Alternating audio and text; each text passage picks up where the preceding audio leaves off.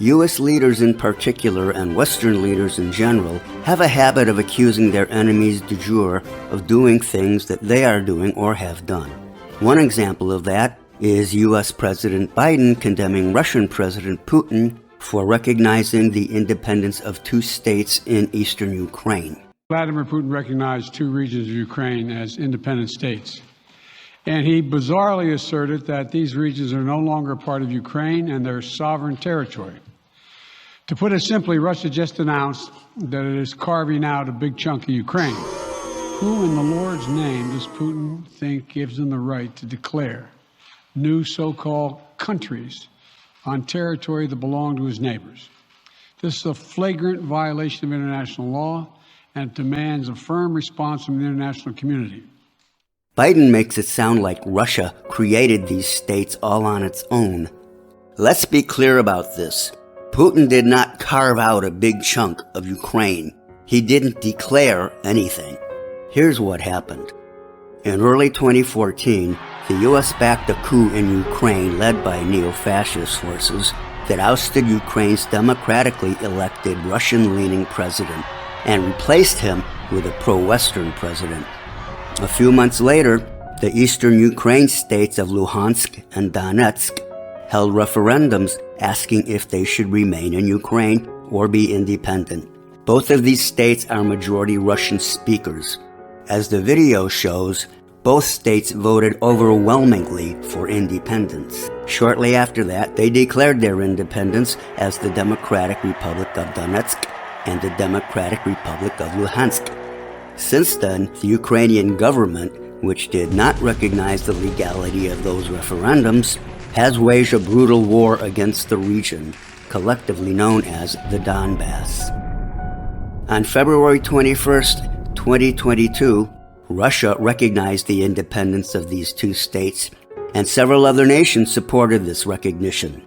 The next day, Biden went postal on Putin, condemning him for doing something the U.S. had already done years before. Who in the Lord's name does Putin think gives him the right to declare new so-called countries? And what was that thing the U.S. did years before? In 2008, the U.S. recognized the independence of the breakaway Republic of Kosovo from Serbia. On February 17, 2008, the Serbian province of Kosovo declared its independence from Serbia. Serbia was one of the countries left standing after the violent breakup of the former Yugoslavia. Serbia refused to recognize Kosovo's independence, but it had been bombed into submission by NATO forces years earlier, so there was nothing they could do about it. However, the U.S. did recognize Kosovo's independence.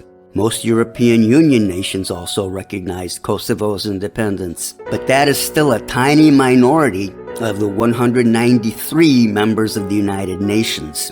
The UN still has not recognized Kosovo as an independent nation, or even given it UN observer status.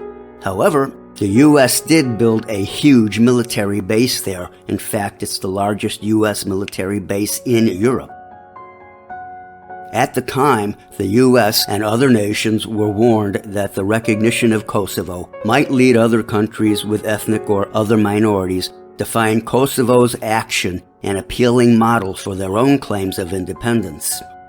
Biden claims the two cases are different. What's the difference between what the U.S. did with Kosovo and what Russia did with Luhansk and Donetsk? There is no difference, except that the U.S. did one and Russia did the other. Who in the Lord's name does Putin think gives him the right? The U.S. and its allies gave him that right when they did the same thing in 2008. If the U.S. has the right to do it, then every other nation on the planet has an equal right to do it, whether the U.S. or anyone else likes it or not.